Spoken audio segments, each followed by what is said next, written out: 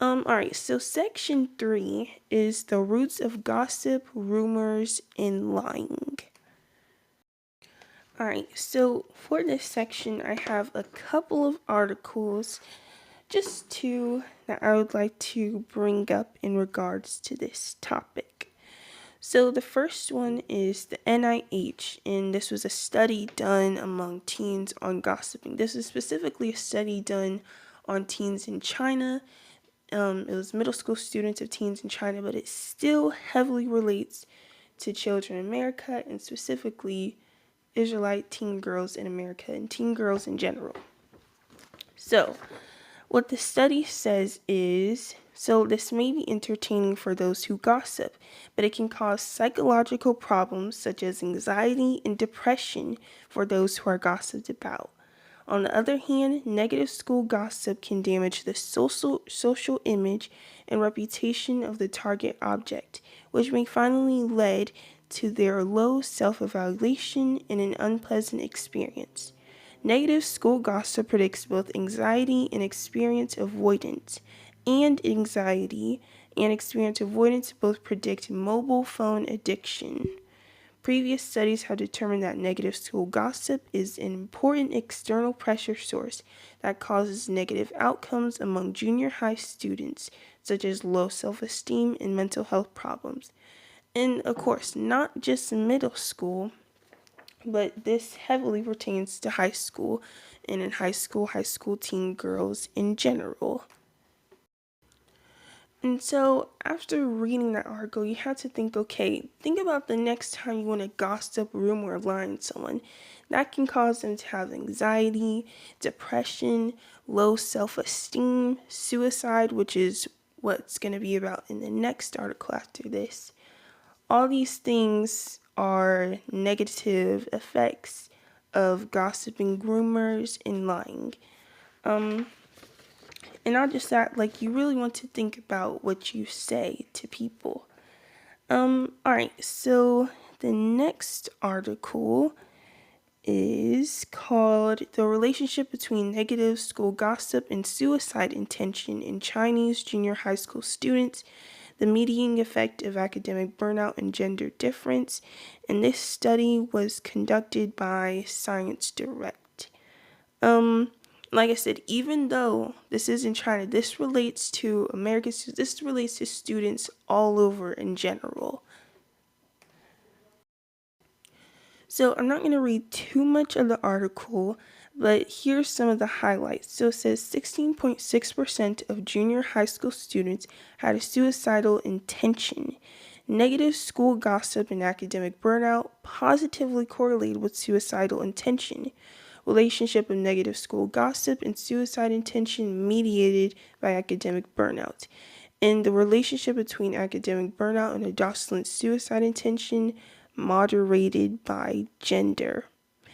So that's just a little bit of the highlights. Like I said, if you guys want to read the article for yourselves, you can.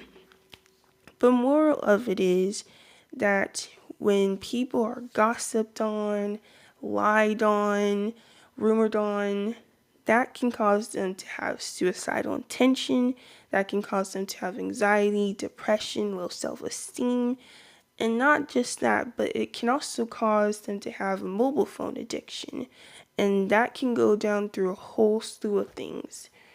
Not just that, but gossiping and lying and rumors on teen girls is typically caused by peer pressure, seeking attention, insecurity, but most of all, the lack of God's laws.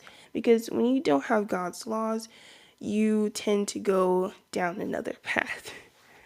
In James 4 verse 11, it talks about if you speak evil of your brother, you speak evil of God.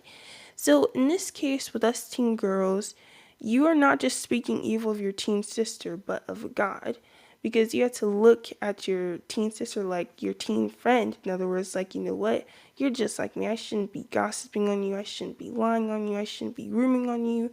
Because you have to put yourself in their shoes. You wouldn't want that to happen to you. So why would you do it to someone else? And like I said before, as Israelite teen girls, this is not how we are supposed to roll. because in our communities they push gossip, rumors, and lies as if it is normal, and it is not. Because you hear it all the time. You hear so much gossiping about like celebrities and rumors about celebrities and lying on celebrities. And not just celebrities, but just people in general. We're not supposed to be involved in that. We're not supposed to be invested in that. We're not supposed to entertain that.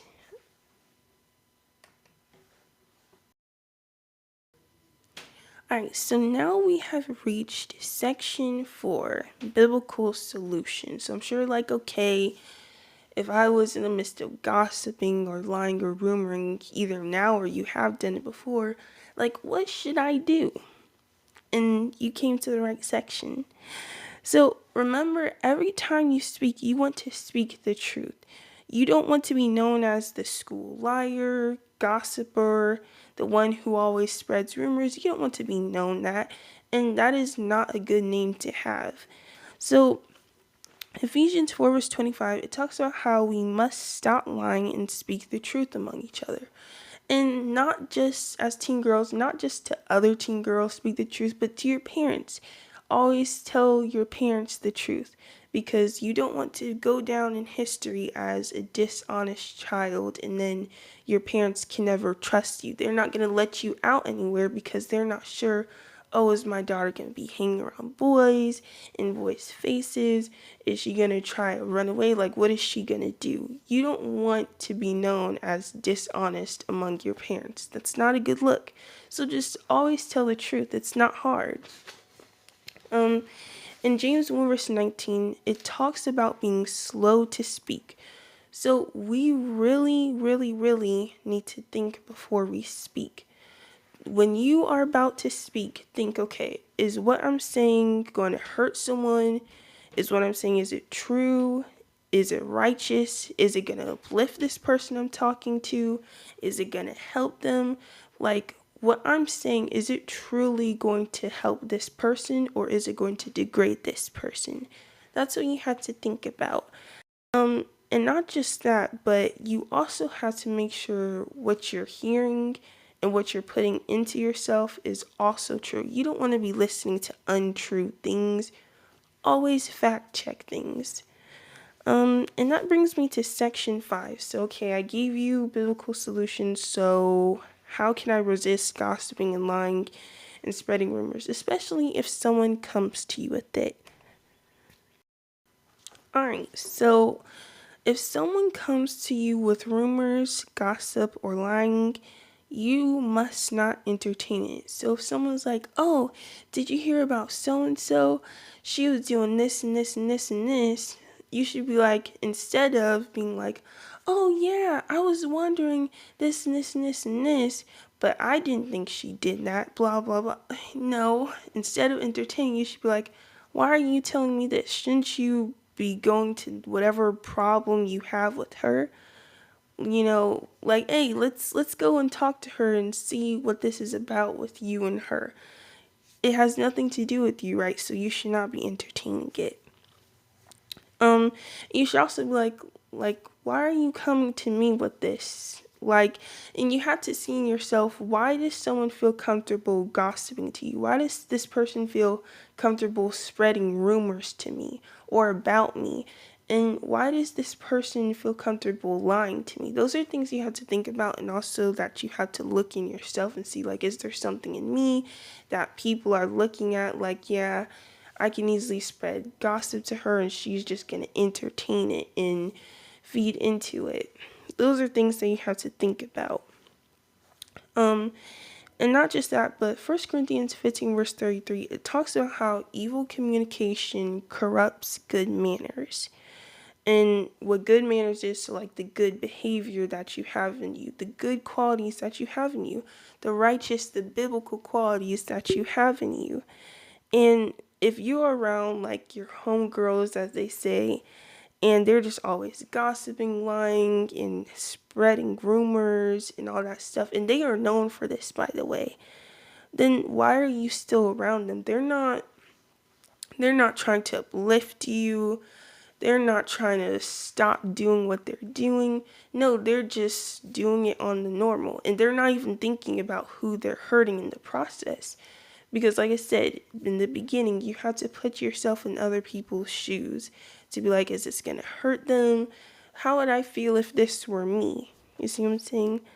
And if you correct them and they don't change, you should not be involved with them anymore, because if you're around gossipers, rumors, and liars, they're not going to help you, because 9 times out of 10, you're going to be the next person that they're going to gossip about, that they're going to rumor about, and that they're going to lie on.